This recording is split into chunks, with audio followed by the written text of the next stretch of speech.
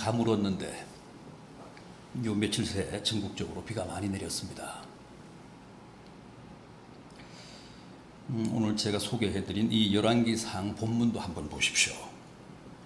마지막 45절과 46절을 보면 엘리야가 쏟아지는 장대빛 속을 달리는데 아합 왕의 마차보다도 더 빨리 달렸다고 합니다. 갈멜산에서 이스라엘까지는 22km, 완전히 하프 마라톤 코스인데 그 긴 구간을 엘리야가 마치 신들린 사람처럼 그 요란한 장대비를 맞으며 달렸다는 겁니다. 왜요? 너무 기뻐서, 너무 감격해서. 생각해 보십시오. 무려 3년 반 동안이나 비 한 방울 오지 않던 땅에 자기가 기도해서 지금 억수같이 비가 쏟아지고 있잖아요. 얼마나 기쁘고 감사했겠습니까? 요즘 같은 세상에도 3년 반 동안 비 한 방울 오지도 않는다면 아마 그런 국가적인 재앙이 없을 겁니다. 하물며 오로지 하늘만 쳐다보고 살던 지금으로부터 2800년 전 고대 사회겠습니까?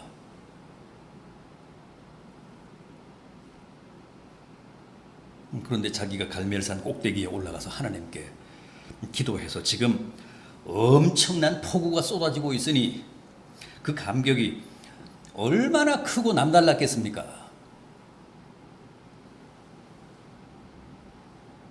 마차와 사람이 시합을 하면 누가 이길까요? 당연히 마차가 이기죠. 어떻게 사람이 두 발로 뛰어서 여러 필에 말이 끄는 마차를 이기겠습니까? 더구나 왕이 탄 마차 아닙니까? 그런데 오늘 본문의 대결에서는 아합 왕이 탄 마차보다도 맨발로 빗속을 달린 엘리야가 이겼습니다. 엘리야가 꼬린 지점에 테이프를 먼저 끊었습니다. 46절을 보면 여호와의 능력이 엘리야에게 임함에 그가 허리를 동이고 이스라엘로 들어가는 곳까지 아합 왕 앞에서 달렸다고 합니다.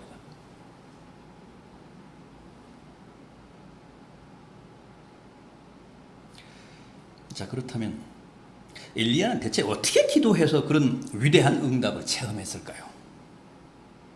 또 우리는 어떻게 기도해야 엘리야처럼 그렇게 정신없이 장대빛 속을 달리는 감격을 맛볼 수 있을까요? 우선 그는 구체적으로 기도했습니다. 그게 엘리야 기도의 가장 큰 특색입니다. 여러분, 엘리야는 절대 막연하게, 모호하게, 애매하게 기도하지 않았습니다. 언제나 확실하게 비를 내려주십시오. 죽은 아이를 살려주십시오. 가루와 기름을 주십시오.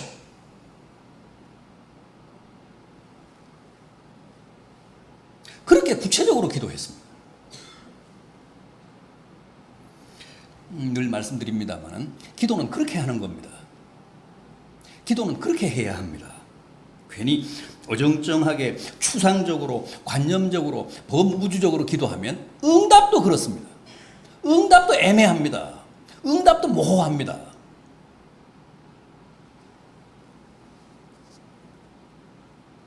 오늘 본문 바로 앞에는 또 무슨 일이 있었습니까? 엘리야가 바알 선지자 450명, 아세라 선지자 400명, 도합 850명과 역시 그 갈멜산에서 맞짱을 뜨잖아요. 대결을 벌입니다. 그런데 거기서는 엘리야가 어떻게 기도했습니까? 불을 내려 주십시오 그랬습니다. 그런데 어떻게 됐다고요? 이 18장 38절을 보십시오. 이에 여호와의 불이 내려 번제물과 나무와 돌과 흙을 다 태우고 또 도랑에 물까지도 핥았더라.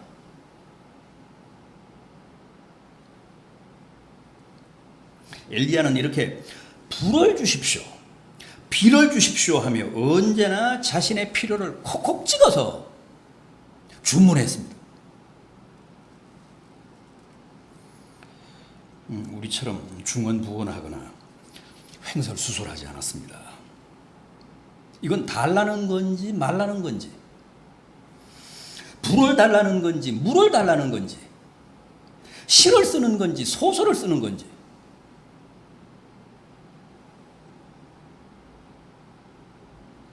기도원에 가보면 그런 분들이 있습니다. 이 민족을 제게 주십시오. 저 북한 동포를 제게 주십시오. 저 중국 땅을 제게 주십시오.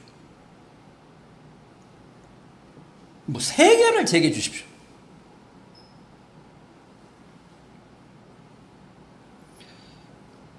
자기가 무슨 준비가 됐다고 세계를 달라는 겁니까?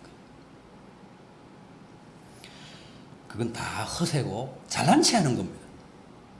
여러분들은 그런 기도하지 마십시오.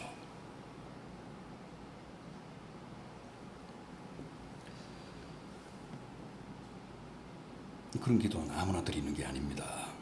그런 황당한 기도 흉내내지 마시고 그저 소박하게, 진지하게, 정직하게, 적나라하게, 원색적으로 제게 언제까지 이만큼의 돈이 필요합니다. 꼭 주십시오. 제 병을 낫게 해 주십시오. 제게 몇 평짜리 집을 주십시오. 아파트를 주십시오.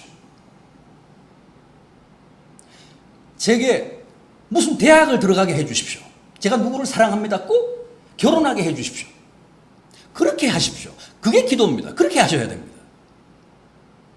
그래야 들으시는 하나님도 헷갈리지 않습니다.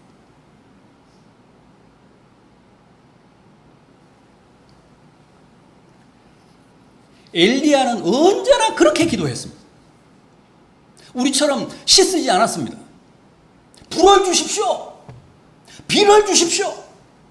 지금 아이가 죽었습니다. 살려주십시오. 지금 병에 기름이 다 말랐습니다. 기름을 주십시오. 통에 가루가 다 했습니다. 가루를 주십시오.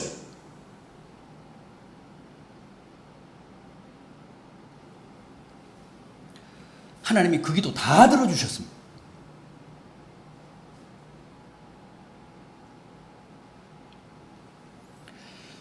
물론 하나님은 우리가 기도하기 전에 이미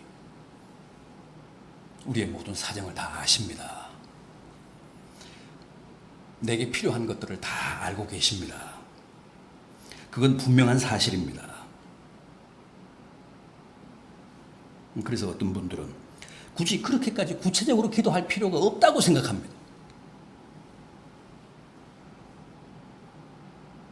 여러분, 주님은 그게 무엇이든 그냥 자기가 다 알아서 해주시지 않고 반드시 나로 하여금 그걸 구체적으로 기도하게 하신 후에 응답해 주시기를 기뻐하신다는 사실을 꼭 기억하시기 바랍니다.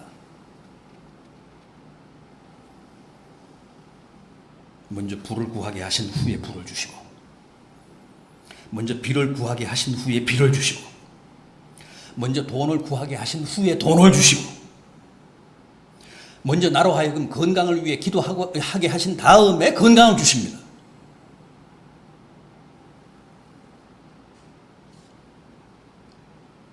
왜 그렇게 하십니까? 왜 그렇게 하신다고 했습니까? 만약 우리가 구하지도 않았는데 하나님이 그냥 다 알아서 해줘 보십시오. 우리가 그걸 하나님의 은혜로 인정을 하는가?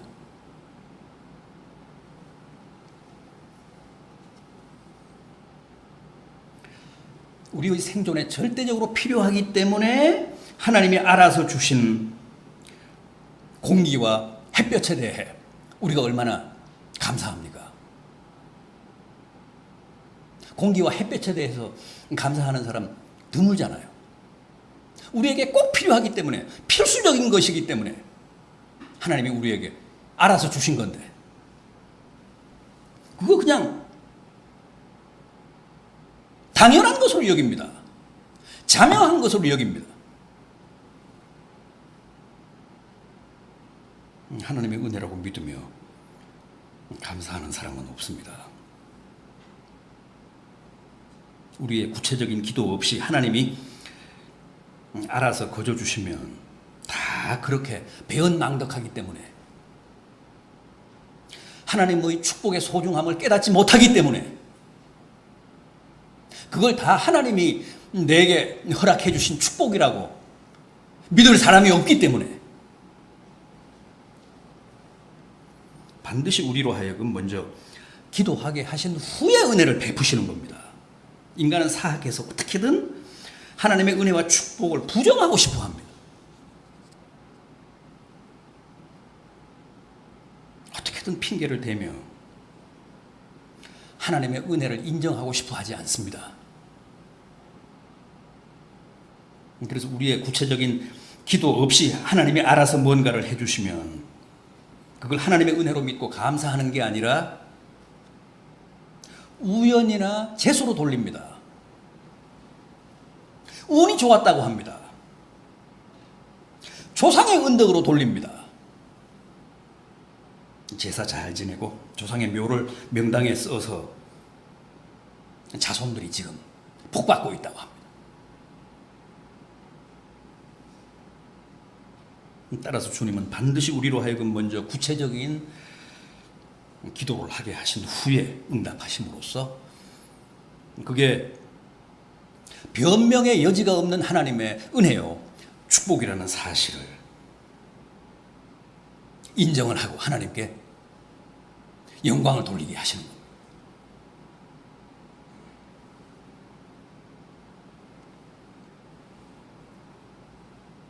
그러므로 기도하실 때는 꼭 엘리야처럼 조목조목 불을 주시고 비를 주십시오. 그래야 합니다. 그러면 응답도 그렇게 확실하게 옵니다.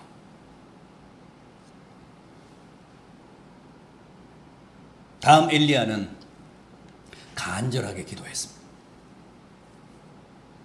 본문 42절을 보십시오. 엘리야가 갈멜산 꼭대기로 올라가서 땅에 꿇어 엎드려 그 얼굴을 무릎 사이에 넣고 그랬습니다. 보통 유대인들의 기도하는 자세는 어떤 겁니까? 서서 하늘을 우러러보며 이렇게 두 손을 들고 기도합니다. 우리는 다소곳이 고개를 숙이고 눈을 감고 기도하지만 유대인들은 눈을 뜨고 하늘을 우러러 이렇게 두 손을 들고 기도합니다.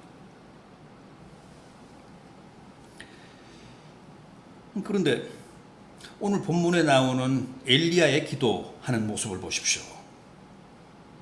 그렇게 하지 않고 땅에 무릎을 꿇고 엎드려 얼굴을 두 무릎 사이에 받고 기도했다고 합니다. 저는 흉내도 못 내겠습니다.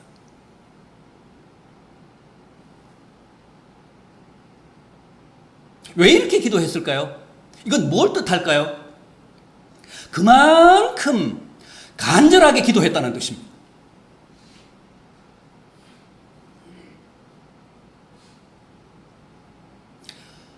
엘리야가 누굽니까? 기도의 전설 아닙니까? 기도의 달인입니다. 그런 분도 이렇게 간절히 기도하잖아요.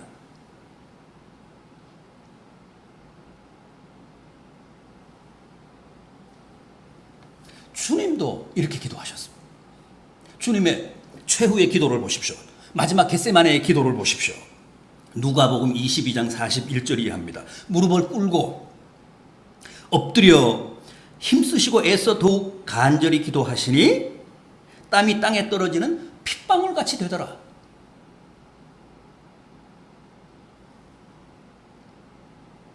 주님도 엘리야와 같은 자세로 간절히 기도하시며 피땀을 흘리셨다고 합니다.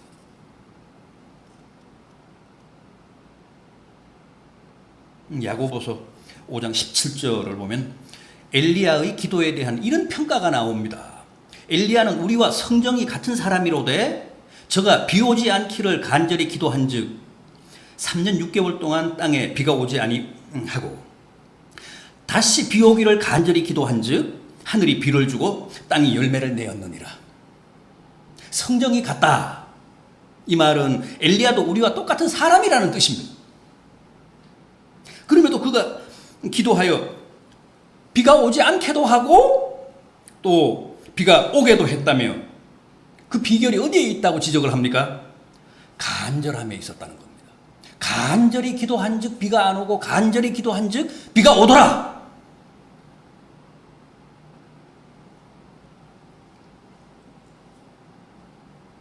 따라서 간절함이야말로 엘리야의 기도의 최대 장기였다는 겁니다.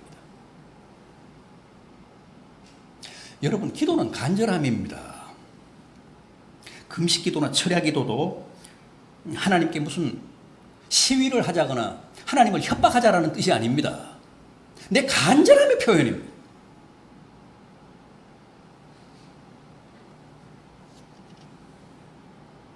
산기도 가서 소나무를 뽑는 것도 하나님을 위협하자는 게 아니라 다 나의 간절함을 그렇게 처절하게 전투적으로 표현하는 겁니다.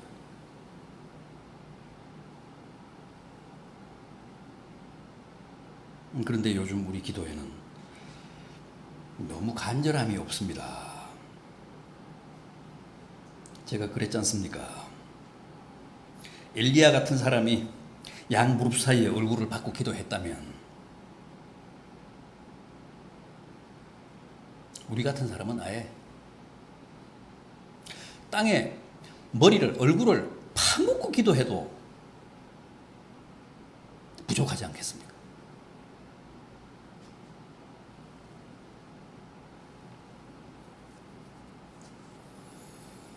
부디 간절하게 기도하십시오.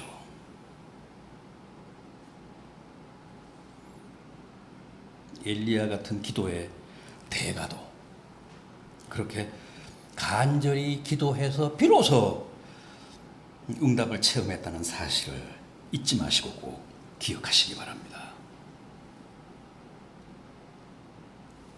또 있습니다. 엘리야의 기도는 확신에 찬 기도였습니다.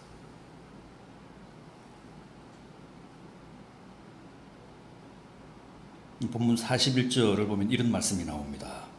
엘리야가 아합에게 이르되 올라가서 먹고 마시소서. 큰 빗소리가 있나이다. 이때는 아직 엘리야가 비를 달라고 기도하기도 전입니다.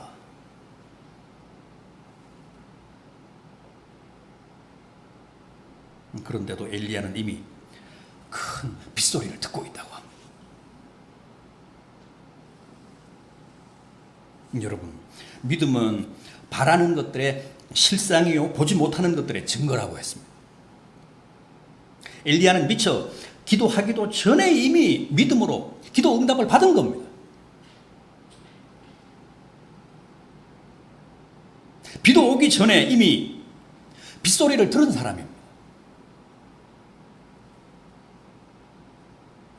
그만큼 응답에 대한 확신에 차 있었다는 얘기입니다. 이게 바로 기도하는 자들에게 요구되는 가장 중요한 자세입니다. 주님도 너희가 믿고 기도하는 것은 무엇이든지 다 받은 줄로 믿으라 그러셨습니다. 또 만일 너희가 믿고 기도하며 의심치 않으면 이 산더러 들려 바다에 던지우라 하여도 그대로 될 것이라 그러셨습니다. 그럼에도 우리의 기도의 최대 약점, 우리의 기도의 치명적인 한계가 뭘까요? 확신보다는 늘 회의와 패배주의에 사로잡혀서 기도한다는 겁니다.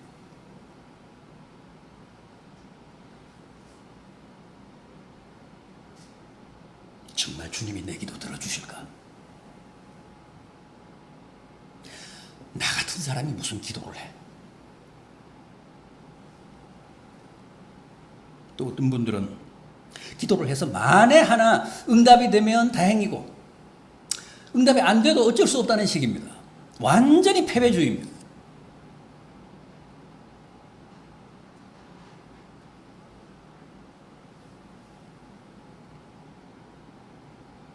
확신으로 기도해야 하는데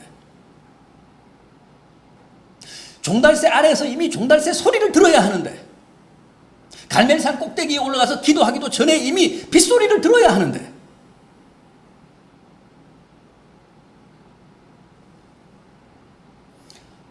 우리는 그런 확신이 아니라 불신으로 기도합니다.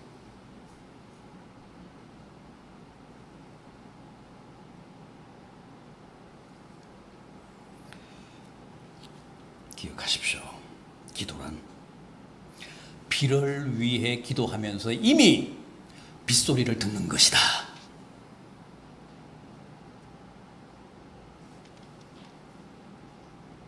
주님은 언제나 우리의 확신을 먼저 시험해 보시고 확인해 보시고 응답하십니다.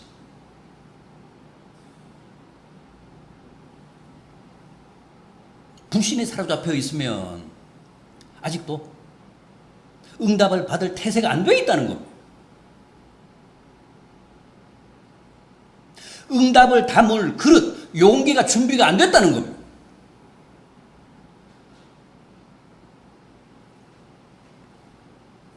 그런 사람에게는 응답해 주셔도 시험에 듭니다.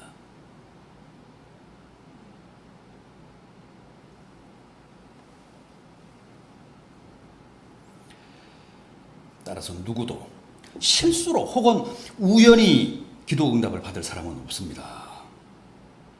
주님은 이미 빗소리를 듣는 자에게 비를 주시고 이미 받은 줄로 믿고 감사하는 자에게 그 구하는 비를 주십니다.